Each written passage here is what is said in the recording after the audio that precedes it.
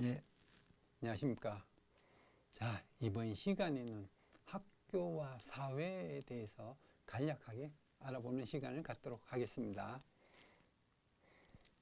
자, 학교는 우리가 이 사진에서 보시면 하여튼 시험 보는 장소죠. 평가를 하는. 물론 공부를 합니다만은. 자, 이런 이제 학교에 대한 이미지를 떠올리면서 학교와 관련된 사회 체제, 다문화 교육, 평생 교육, 또 학교에 여러분들이 다녔던 학교의 유형을 간략하게 살펴보겠습니다. 자, 사회 체제. 사회 체제는 뭐냐라는 거죠. 자, 사회는 이렇게 바뀝니다. 과거부터 지금까지 이런 과정을 거쳐서 변화되어 왔다는 겁니다. 앞으로는 마지막 종착역은 이제 감성사회라고 할 거다. 이렇게 이제 표현을 하고 있습니다. 수렵, 채집사회에서 농경사회, 산업사회, 정보사회에서 지금 정보사회라고 볼 수 있죠. 이제 감성사회로 갈 거다. 이렇게 이제 학자들이 표현을 합니다. 주장을 합니다. 자, 사회 체제는 어떻게 구성이 되어 있냐? 사회적 행동을 하는 행위자, 그 다음에 기대하는 행동에 대한 어떤 지위와 역할, 상호간에 기대가 있죠. 그 다음에 가치 수호를 법과 도덕, 행위자의 집단 성향, 이런 것들이 종합적으로 융화돼서 사회 시스템을 구성한다라는 겁니다. 이런 사회 체제의 기능은 뭐하냐?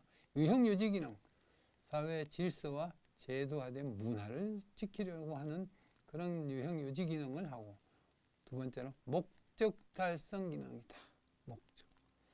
사회 변화의 과정에서의 모순 갈등을 해소시키는 그런 기능도 한다. 또 그다음에 적응 기능, 통합 기능, 이런 것들을 사회 체제가 하고 있다라는 겁니다. 자, 학교는 그럼 어떤 기능을 하냐? 물론 학교는 가장 본질적인 기능이 이제 교육 기능이죠. 교육 기능.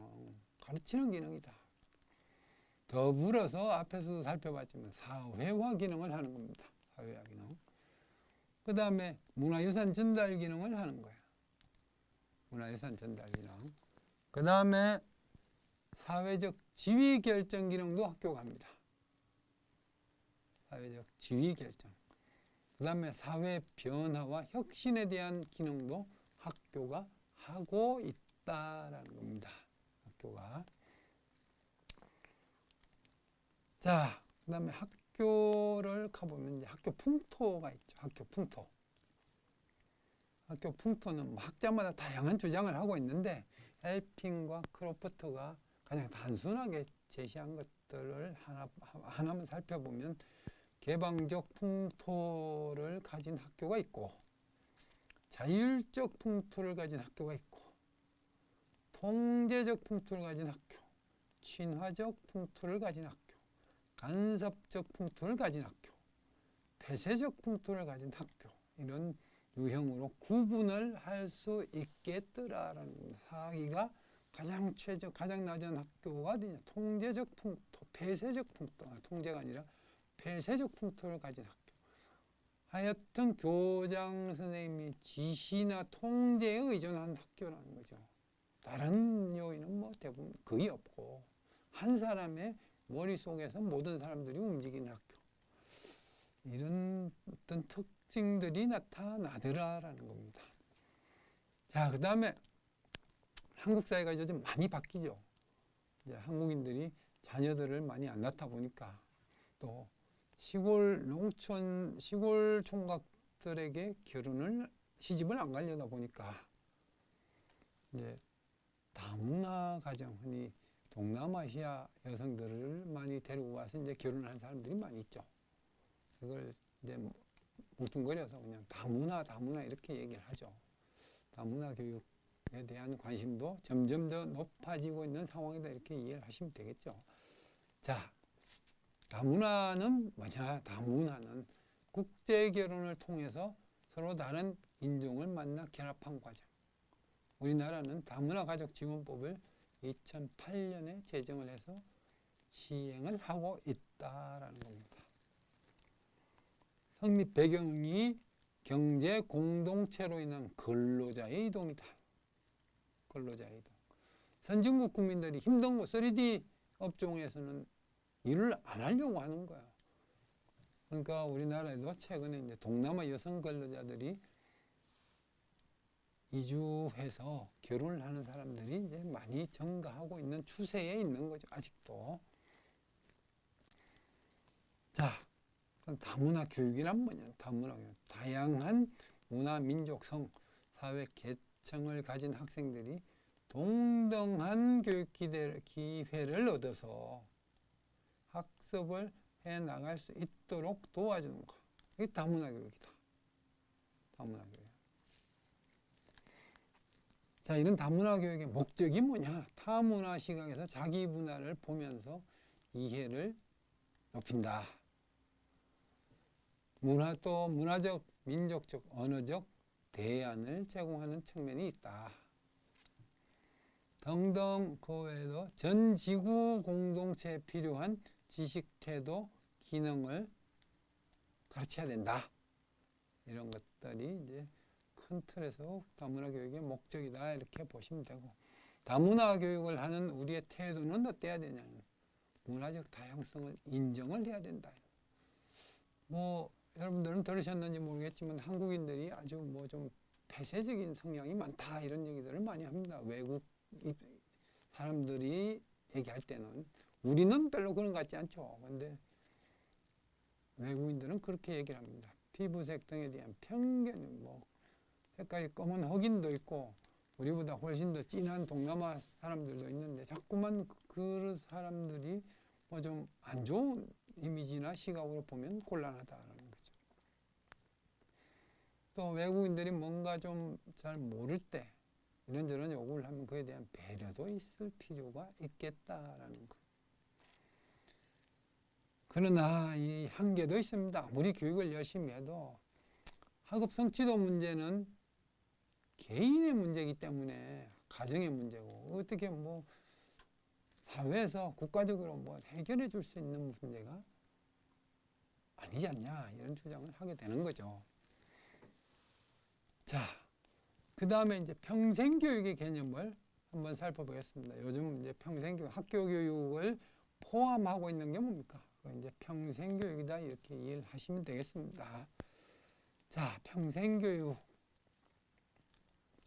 처음에 누구에 의해서 나타났냐면 랭그랑이라는 학자가 65년에 유네스코의 연구 보고서를 발표하면서 제출하면서 수직적 교육과 수평적 교육의 통합이다 이런 개념으로 얘기를 했습니다. 이 평생교육이 필요한 이유는 뭐냐? 겉으로 보이는 외적인 필요성을 보면 뭐 사실 누구나 다 느끼는 거죠. 지식 정보의 폭발적 증가다. 폭발적 증가. 기술 혁신과 산업 사회가 변화가 되고 있고 앞으로 지금 이미 왔습니다만 정보 사회가 계속 도래하고 생활 양식이 그래서 엄청나게 바뀌고 여가 시간의 정대와 인간 수명이 100세는 기본적으로 살 거다라는 거죠. 자, 그럼 내적 필요성은 뭐냐? 교육 기회균등, 교육의 한계성과 역기능을 해소할 필요가 있겠다라는 거죠. 그 다음에 뭐 평생 교육권 보장, 교육기회 확대에서부터 다양한 교육 요구를 충족시킬 필요가 있겠다라는 겁니다. 이런 평생교육의 발달 과정은 그게 뭐 이렇게 태동기, 시령기, 발전기, 성장기, 안정기 이런 개념으로 구분해서 볼 수 있다라는 얘기고 이런 평생교육의 특성에서 뭐 여러 가지로 얘기를 하는데 간략하게 몇 가지를 보면 탈정형성이다. 정형화된 틀에서 작용을 할 필요가 없다라는 거죠. 그 다음에 자발성. 학교 교육은 가기 싫어도 가는 강제성을 많이 띠고 있지만 평생교육기관에서의 공부는 내가 하기 싫으면 안 하면 된다.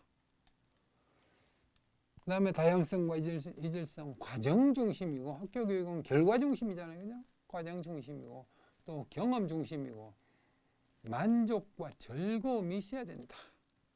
만족과 즐거움이. 또 평생교육기관 상호학습적인 경향도 많아요. 가르치는 사람과 배우는 사람이 딱히 정해져 있는 게 아니고 배우는 사람도 성인들이 많기 때문에 잘 모르는 강사에게 가르쳐 줄 수도 있다라는 겁니다. 자, 그 다음에 여러분들이 다 거쳐왔던 학교의 유형을 간략하게만 보겠습니다. 학교의 유형. 자유학교. 우리나라는 대안학교 이렇게 이제 표현을 합니다. 16세기에 출발했다고 하지만 가장 우리가 인정할 수 있는 것은 1921년에 영국에서 닐이라는 학자가 처음 만든 서머힐이다. 서머힐. 이걸 이제 자유학교의 시초로 본다. 그 다음에 요즘 아직 우리나라는 법적으로 시행되지는 않았습니다만은 언제 시행될지는 모르죠. 계속 국회에 계류 중이다가 폐기되곤 하는데 홈스쿨링 제도가 있습니다. 아마도 뭐 조만간에 실시되지 않겠냐라는 생각도 해보긴 하는데 홈스쿨링. 미국에서 93년부터 홈스쿨링 법이 시행이 돼서 시작을 했더니 그건 여기 통계로 보시면 그건 8년 만에 204만 명이라는 학생들이 홈스쿨링을 통해서 공부를 하더라라는 거죠. 물론 미국의 홈스쿨링 법은 한번 내가 초등학교 들어갈 때 우리는 홈스쿨링으로 가르칠래요 하고 결정했다고 그 다음에 학교를 못 가는 게 아니고 한 1년 하다가 그냥 학교 가는 게 좋겠다 그러면 다시 또 학교에서 받아줍니다. 이제 그런 식으로 융통성 있게 운영을 한다는 걸 아시면 되고, 그 다음에 여러분들이 이제 가장 중요하게 생각하는 고등학교, 일반고가 있고 우리가 이제 특목고라고 그러죠. 특목고가 있고 특성화고 전문계고를 말하죠. 전문계고. 그 다음에 자율고가 있죠. 자립형 사립고와 자립형 공립고를 묶어서 우리가 이제 자율고다 이렇게 얘기를 하죠. 우리나라에서 실질적으로 지금까지 있는 학교다 이렇게 보시면 되고, 요즘 뭐 특목고 때문에 이렇게 해야 뭐 계속 유지해야 된다, 줄여야 된다, 없애야 된다 이런 주장들이 또 간혹 매스컴에서 나오고 있기도 하죠.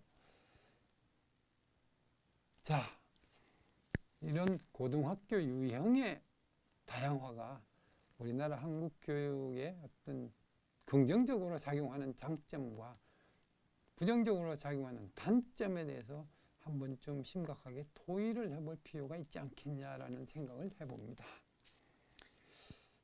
자, 그럼 오늘은 이 네 가지 요소의 학교와 사회체제, 다문화교육, 평생교육, 학교의 유형에 대해서 간략하게 살펴보았습니다. 자, 그러면 다음 시간에는 정보사회와 교육에 대해서 알아보는 시간을 갖도록 하겠습니다. 네, 수고하셨습니다.